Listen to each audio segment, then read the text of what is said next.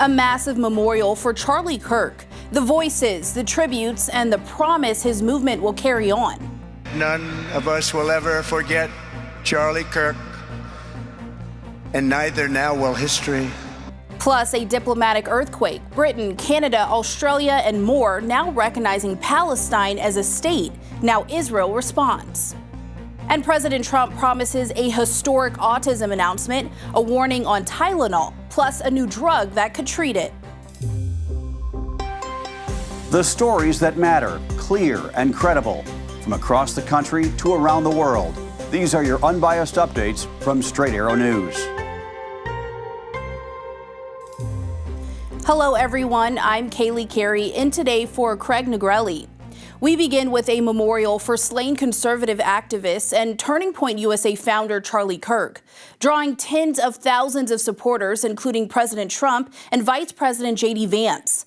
Kirk was remembered as a martyr by speakers ranging from the president and vice president to his widow Erica and other prominent conservatives.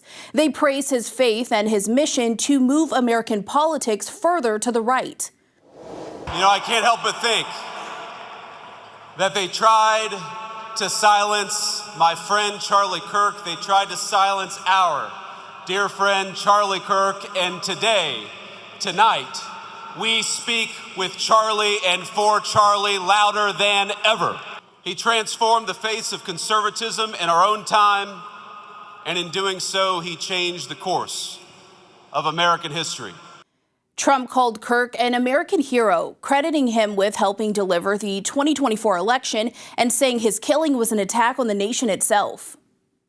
He was a missionary with a noble spirit and a great, great purpose. He did not hate his opponents. He wanted the best for them. That's where I disagreed with Charlie. I hate my opponent, and I don't want the best for them. I'm sorry. The gun was pointed at him, but the bullet was aimed at all of us. That bullet was aimed at every one of us. But it was Erica Kirk who delivered the most emotional remarks, even extending forgiveness to her husband's killer. That man.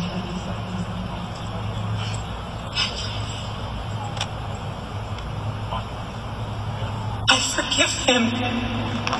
I forgive him because it was what Christ did. And is what Charlie would do. The answer to hate is not hate. The answer we know from the gospel is love, and always love. The 31-year-old Kirk was shot and killed on September 10th while speaking at Utah Valley University. The suspect, a 22-year-old man, has been charged with aggravated murder. Now to a major diplomatic shift. Three of America's closest allies, Britain, Canada, and Australia, have formally recognized a state of Palestine. France is expected to follow today at the UN, and Portugal has already joined them.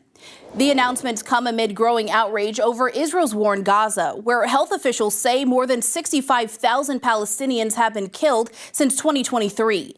British Prime Minister Keir Starmer said the move is meant to revive hope for a two-state solution, while Canada and Australia made similar declarations in rapid succession. We are acting to keep alive the possibility of peace and a two-state solution. That means a safe and secure Israel alongside a viable Palestinian state. At the moment, we have neither. Israel's reaction was swift. Prime Minister Benjamin Netanyahu said a Palestinian state will not be established, calling the decision a, quote, reward for terror. At the UN, more than 140 countries have now recognized Palestinian statehood, but the United States isn't budging. The Trump administration remains firmly opposed, vowing to veto any push for full Palestinian membership at the UN Security Council. New tensions with the Taliban, and it centers on one of the most symbolic bases of America's longest war. The Taliban on Sunday rejected President Trump's bid to retake Bagram Air Base 4 years after the U.S. withdrew from Afghanistan. Trump said this weekend the U.S. is talking to Afghanistan about getting it back and warned in a post that if they don't cooperate, quote, bad things are going to happen. The Taliban fired back, calling the comments unrealistic and saying ceding even an inch of their soil is impossible. Bagram has been a symbol of America's exit, with the Taliban last year staging a military parade there using abandoned U.S. hardware. Trump has hammered former President Biden for that chaotic withdrawal and now says America needs a footprint back in Afghanistan. The Trump administration is set to make a major announcement today on autism. Reports say federal health officials will warn pregnant women against using Tylenol, also known as acetaminophen, except for high fevers. The guidance comes after studies suggest a possible link to autism. The president hinted at the move last night while speaking at Charlie Kirk's memorial.